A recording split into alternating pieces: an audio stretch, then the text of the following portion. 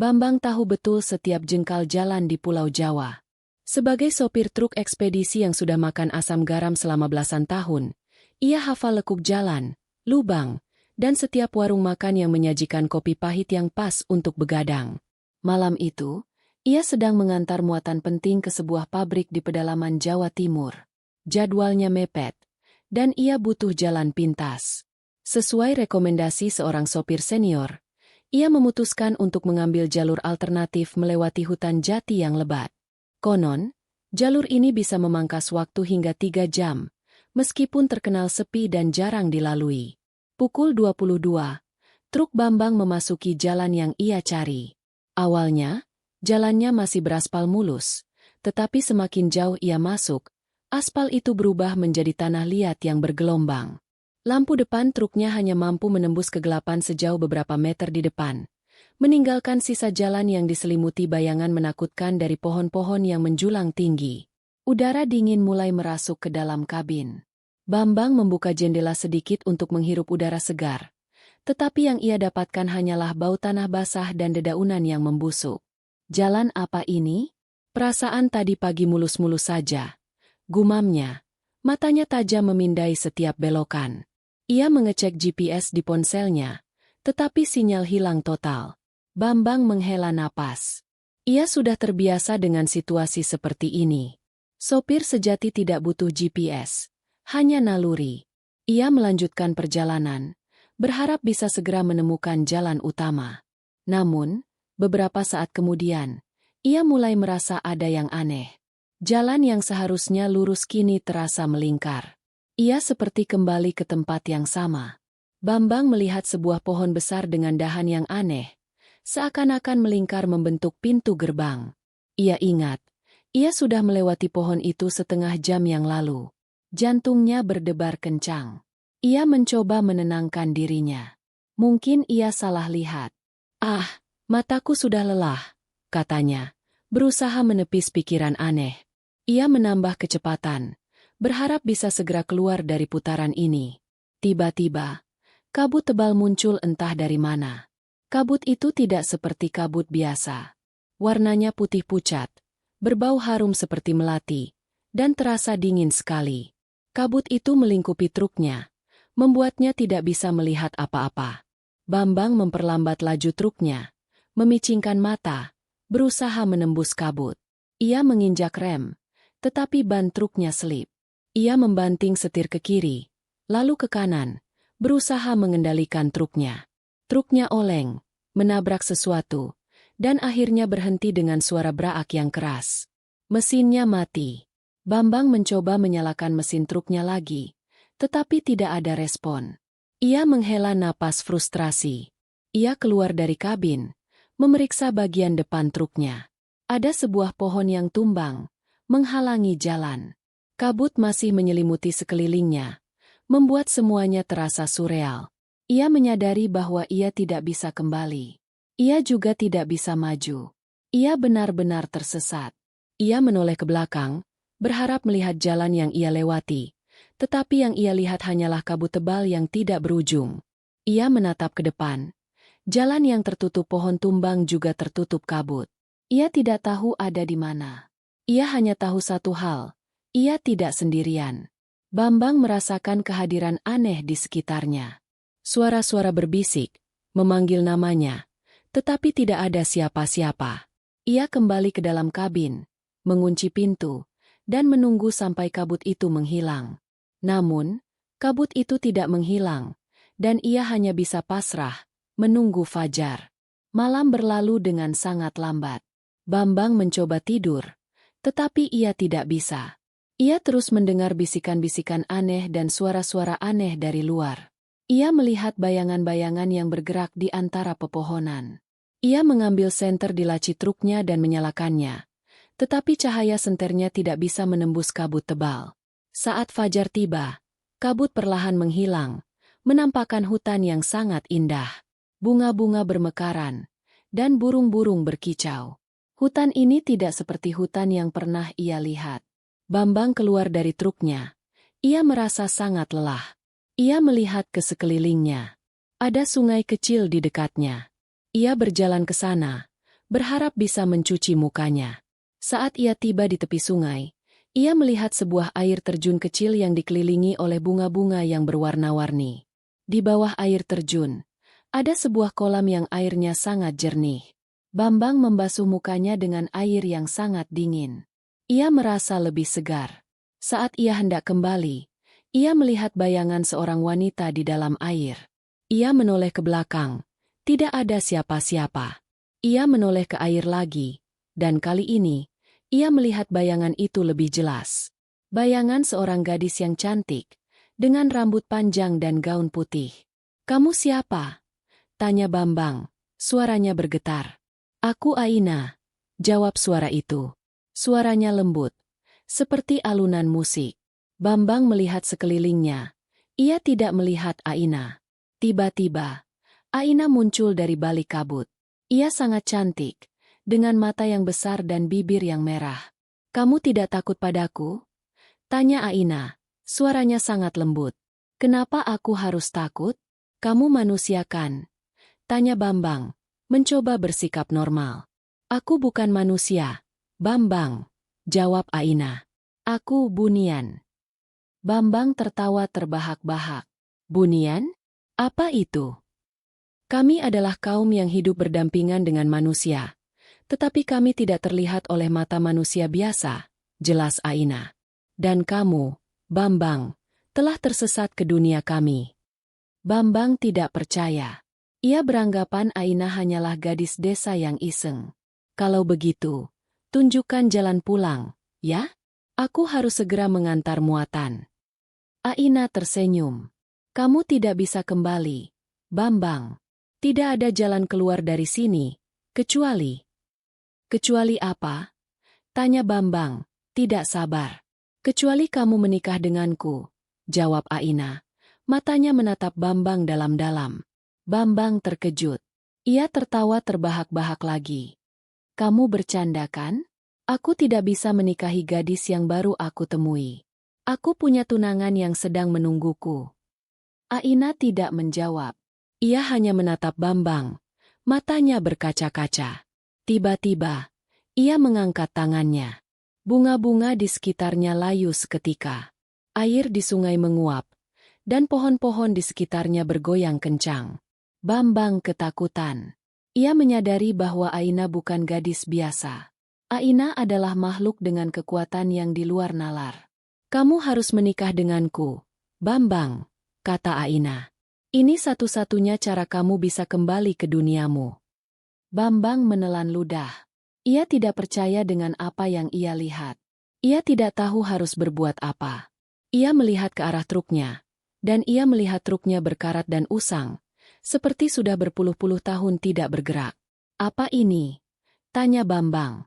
"Ini adalah dunia kami, Bambang. Di sini, waktu berjalan berbeda," jawab Aina. "Satu hari di sini sama dengan 100 tahun di duniamu." Bambang kaget. Ia menyadari bahwa ia tidak punya pilihan. Ia tidak bisa menunggu. Ia tidak bisa lari. Ia harus melakukan apa yang Aina minta.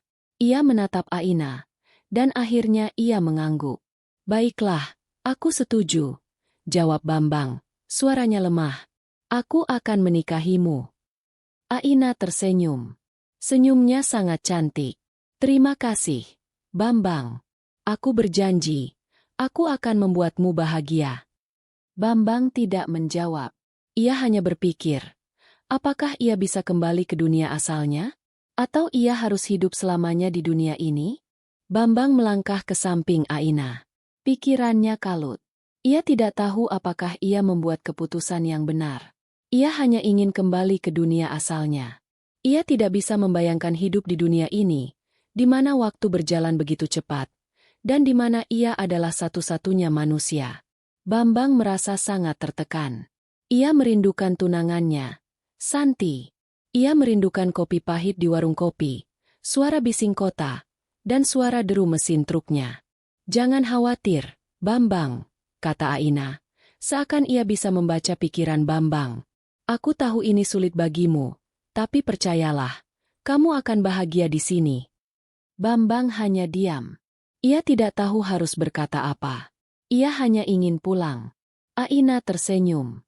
Ia mengangkat tangannya, dan tiba-tiba, sebuah gerbang besar muncul di depan mereka. Gerbang itu terbuat dari kayu yang dihiasi dengan ukiran-ukiran aneh. Gerbang itu terbuka, dan Bambang bisa melihat sebuah desa yang sangat indah. "Selamat datang di dunia kami," kata Aina. Bambang melangkah masuk. Ia merasa seperti sedang berada di dalam dongeng. Rumah-rumah bunian terbuat dari kayu dan dihiasi dengan bunga-bunga. Jalan-jalan desa terbuat dari batu-batu kecil yang disusun rapi.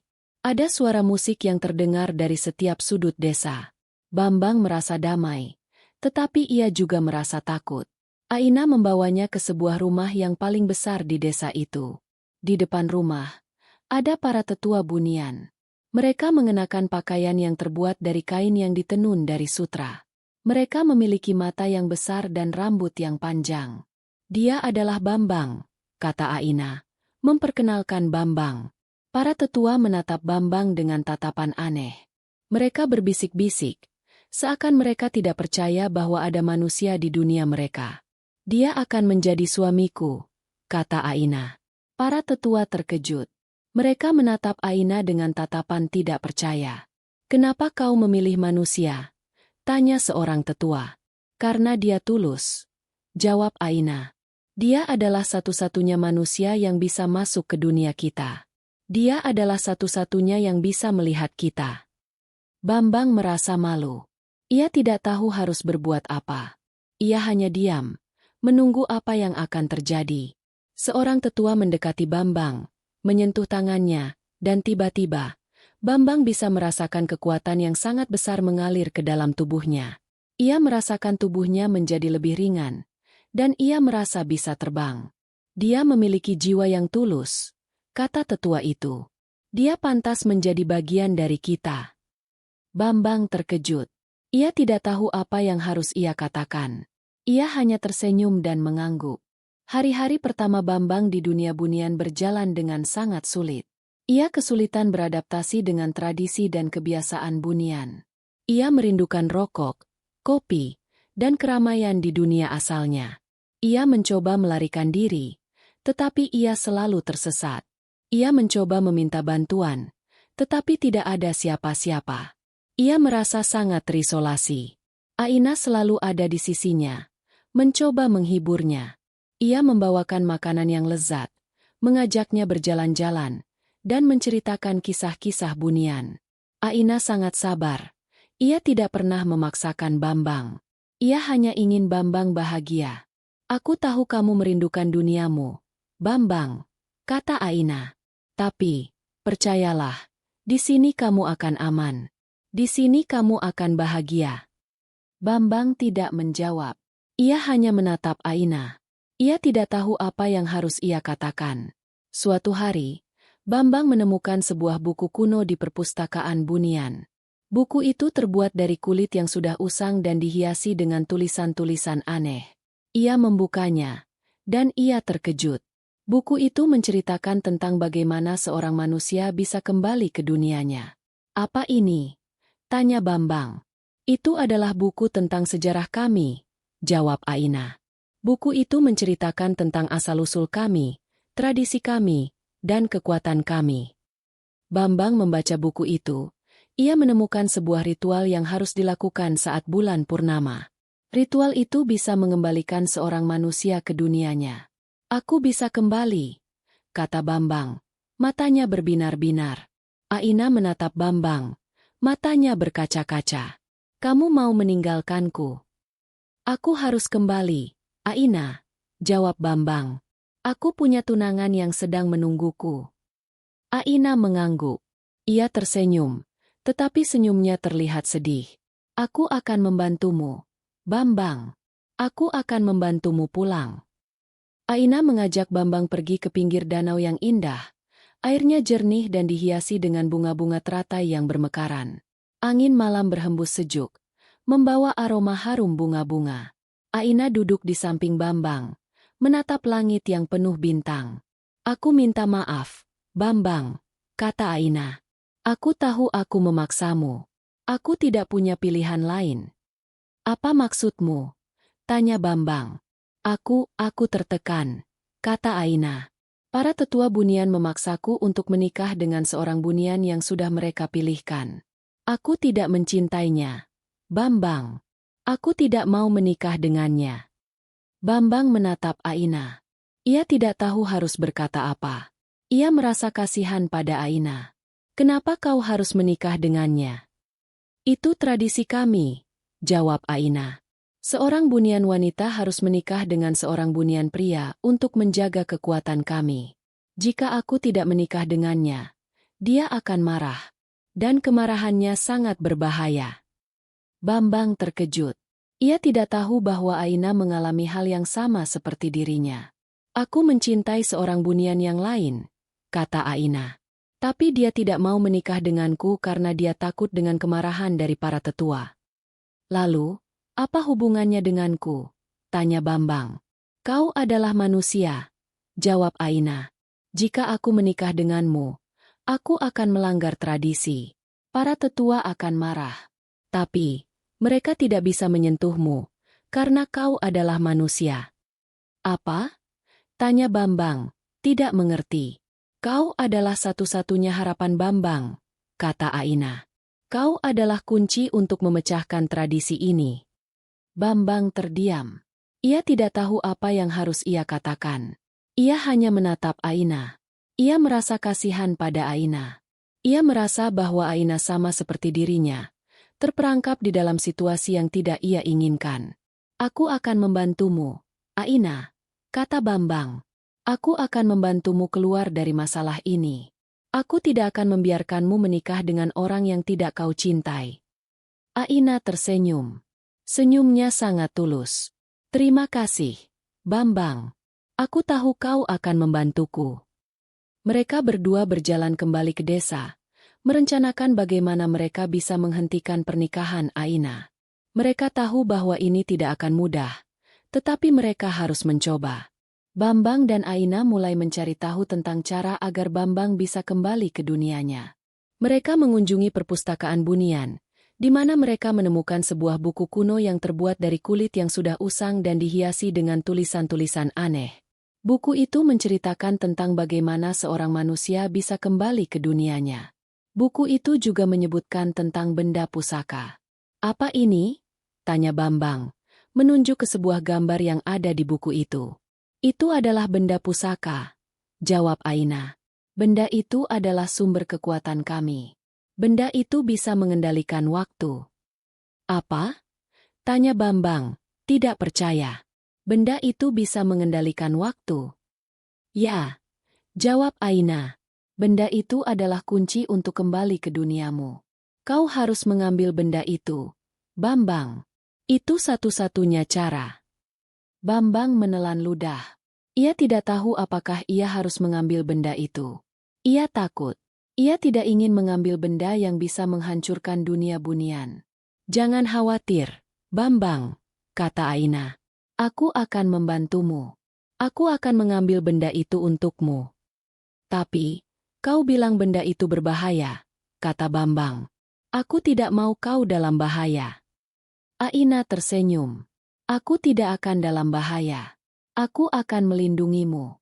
Aku akan melindungimu dengan hidupku. Bambang merasa sangat tersentuh. Ia tidak pernah bertemu dengan orang yang begitu tulus. Ia memeluk Aina, dan ia merasakan kehangatan yang belum pernah ia rasakan sebelumnya. Ia merasa bahwa ia tidak sendirian. Mereka berdua berjalan ke dalam hutan, mencari benda pusaka itu. Hutan itu gelap dan sunyi. Mereka mendengar suara-suara yang aneh. Mereka melihat bayangan-bayangan yang bergerak di antara pepohonan. Mereka tahu bahwa mereka tidak sendirian. Tiba-tiba, mereka mendengar suara air. Mereka berjalan ke arah suara itu, dan mereka menemukan sebuah air terjun kecil. Di belakang air terjun, ada sebuah gua. Mereka masuk ke dalam gua, dan mereka melihat sebuah benda yang bersinar di dalam gua. Itu dia, kata Aina. Matanya berbinar-binar. Bambang berjalan ke arah benda itu. Benda itu adalah sebuah permata yang bersinar, berwarna-warni. Permata itu sangat indah. Bambang menyentuh permata itu, dan tiba-tiba, Ia bisa merasakan kekuatan yang sangat besar mengalir ke dalam tubuhnya. Ia merasakan tubuhnya menjadi lebih ringan, dan ia merasa bisa terbang. Tiba-tiba, suara-suara aneh muncul dari dalam gua. Mereka melihat bayangan-bayangan yang bergerak di antara pepohonan. Mereka tahu bahwa mereka tidak sendirian. Mereka tahu bahwa mereka tidak bisa lari. Mereka harus menghadapi bahaya. Aina melindungi Bambang. Ia menggunakan kekuatannya untuk melawan roh-roh halus itu. Mereka berdua harus berjuang untuk hidup. Begitu Bambang menyentuh permata itu, gua yang tadinya tenang seketika dipenuhi suara dengungan yang memekakan telinga. Dinding gua yang berkilauan seolah-olah hidup, memancarkan cahaya yang menusuk mata. Dari celah-celah batu, muncul bayangan-bayangan hitam yang berkerumun. Bentuknya mirip asap pekat dengan mata merah menyala. Itu adalah penjaga benda pusaka. Roh-roh purba yang marah karena kekuasaan mereka diganggu. Aina sigap berdiri di depan Bambang. Tangannya terangkat ke depan. "Tetap di belakangku," serunya. Suaranya kini terdengar penuh otoritas. Dari telapak tangannya, muncul cahaya putih keemasan yang menembak ke arah roh-roh itu. Roh-roh itu menjerit kesakitan setiap kali terkena cahaya. Tetapi jumlahnya terlalu banyak. Mereka terus maju, mengelilingi Aina dan Bambang. Bambang tidak tinggal diam.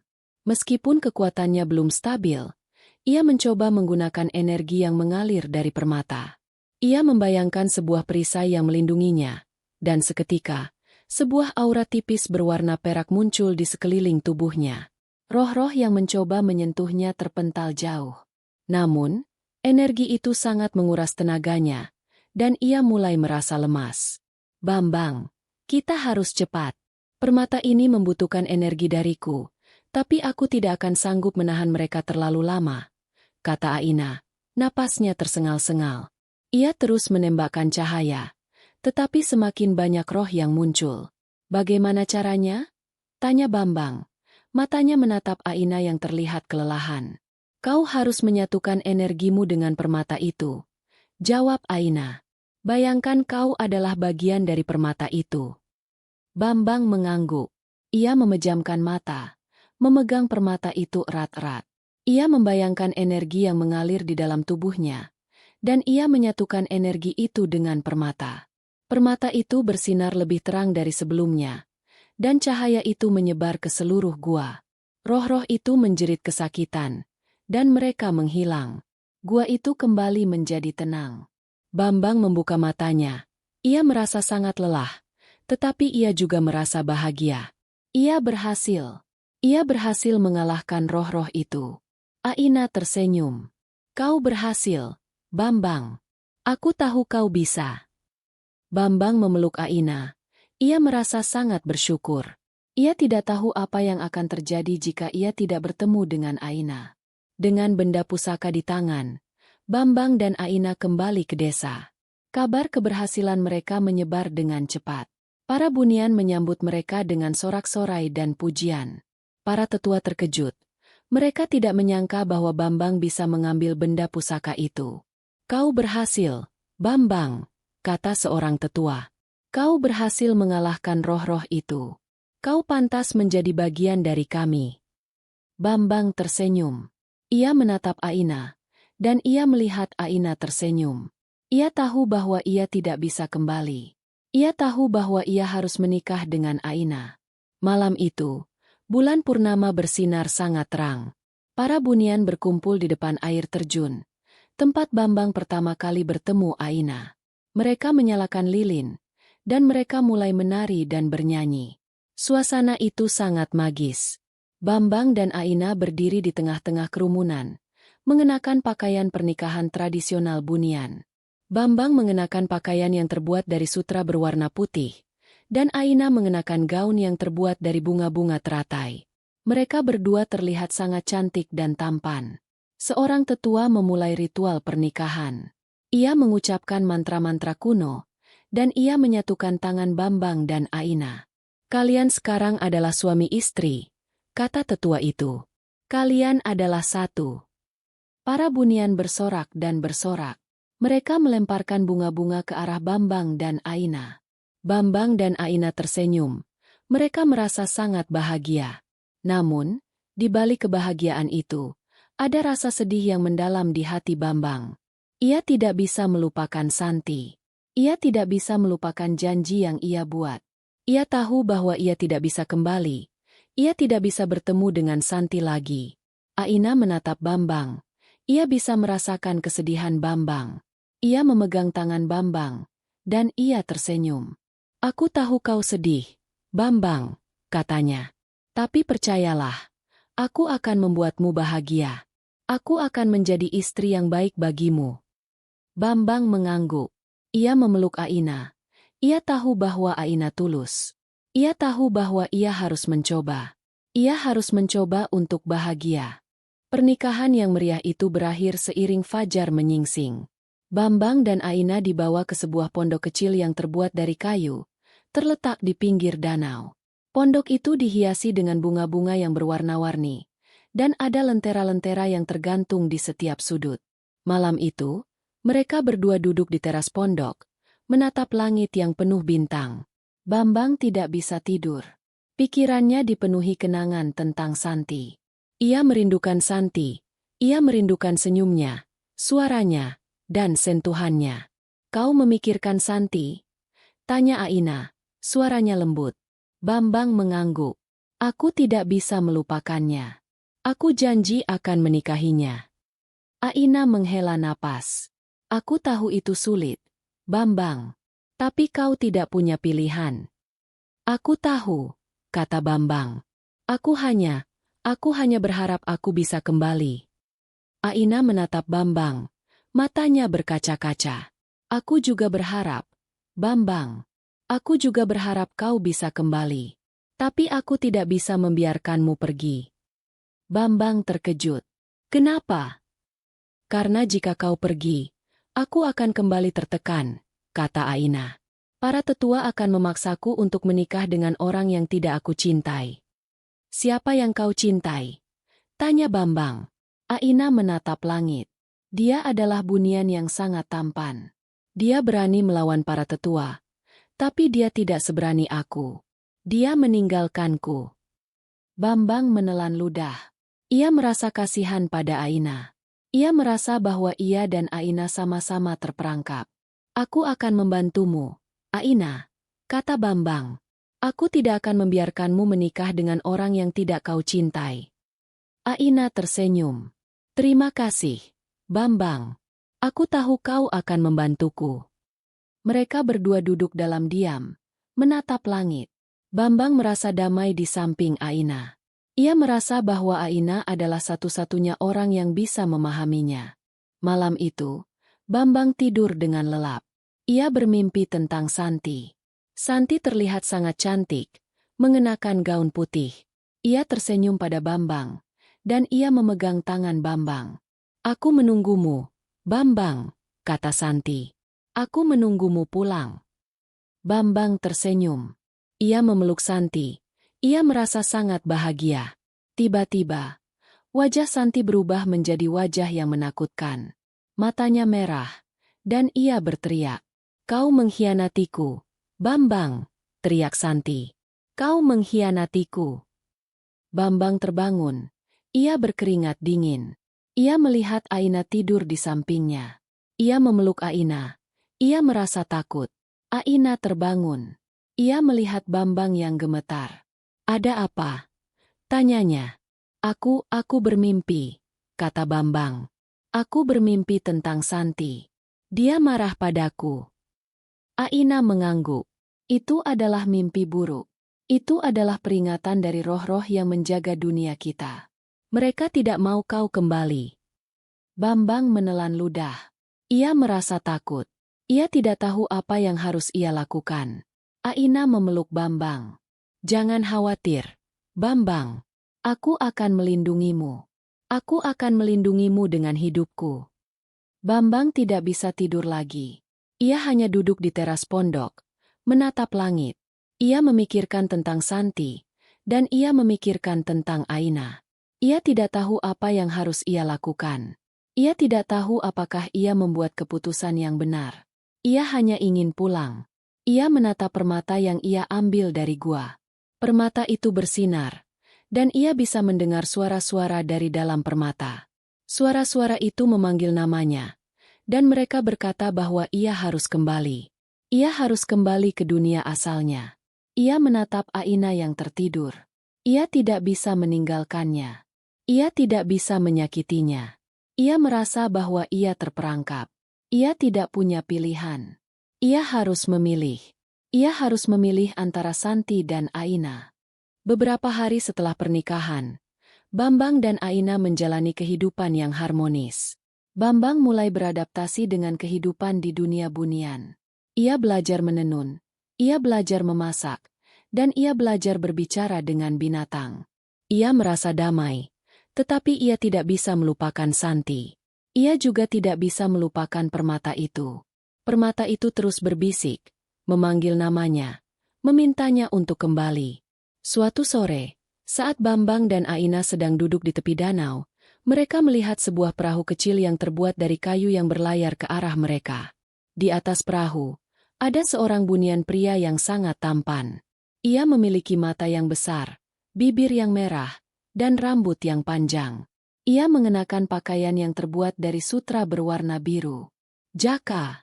teriak Aina. Matanya berbinar-binar. Jaka melompat dari perahu, dan ia memeluk Aina. "Aku kembali, Aina. Aku kembali untukmu." Aina menangis. "Aku pikir kau tidak akan kembali."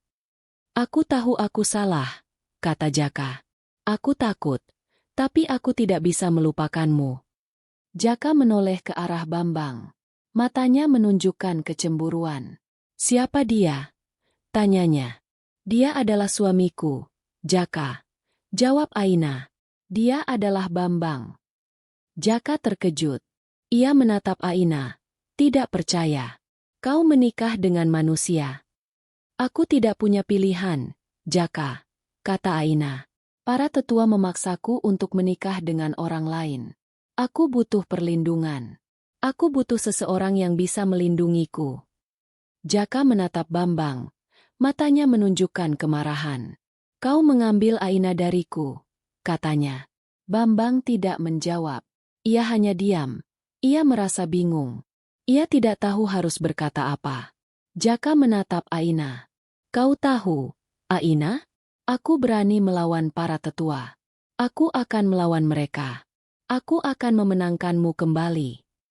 Aina tersenyum. "Terima kasih, Jaka. Tapi kau tidak bisa." "Aku bisa," kata Jaka. "Aku akan membuktikannya.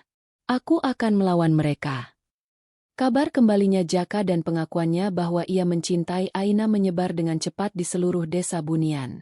Para tetua Bunian tidak senang. Mereka marah. Mereka memanggil Jaka, Aina, dan Bambang ke ruang pertemuan. "Jaka, kau mengkhianati kami," kata seorang tetua. "Kau melarikan diri, dan sekarang kau kembali." "Aku tidak mengkhianati kalian," kata Jaka. "Aku hanya takut. Aku mencintai Aina. Aku tidak bisa membiarkannya menikah dengan manusia." Para tetua menatap Bambang. "Kau, manusia, apa yang kau inginkan dari Aina?" Aku hanya ingin kembali ke duniaku," jawab Bambang. "Aku tidak ingin menikahi Aina." Para tetua terkejut. Mereka menatap Aina, tidak percaya. "Kau berbohong pada kami." Aina tidak menjawab. Ia hanya diam. Ia merasa malu. Ia tahu bahwa ia tidak bisa berbohong lagi. Seorang tetua mendekati Aina, menyentuh tangannya, dan tiba-tiba, Aina jatuh. Ia kehilangan kekuatannya. Bambang terkejut. Ia menyadari bahwa Aina adalah bagian dari para tetua. "Aina berbohong pada kita semua," kata seorang tetua. "Dia tidak tulus. Dia hanya ingin memanipulasi kita. Dia hanya ingin memanfaatkan Bambang." "Tidak," teriak Bambang. "Dia tidak berbohong. Dia tulus. Dia hanya ingin bebas." Para tetua tidak mendengarkan. Mereka menatap Bambang. Matanya menunjukkan kemarahan. "Kau, manusia, kau akan dihukum," kata seorang tetua. "Kau akan kembali ke duniamu." Tapi kau tidak akan pernah bisa kembali ke sini. Dan Aina akan kehilangan kekuatannya. Ia akan menjadi manusia. Ia akan hidup selamanya sebagai manusia biasa. Bambang terkejut. Ia tidak bisa membiarkan Aina menjadi manusia biasa. Ia tidak bisa membiarkan Aina kehilangan kekuatannya. Ia tidak bisa membiarkan Aina menjadi seperti dirinya. Jangan, teriak Bambang. Aku akan tinggal di sini. Aku akan tinggal di sini dengan Aina. Aina menatap Bambang. Matanya berkaca-kaca. Ia tidak percaya bahwa Bambang rela berkorban untuknya. Jaka menatap Bambang. Matanya menunjukkan rasa hormat. Ia tahu bahwa Bambang tulus. Ia tahu bahwa Bambang adalah orang yang baik.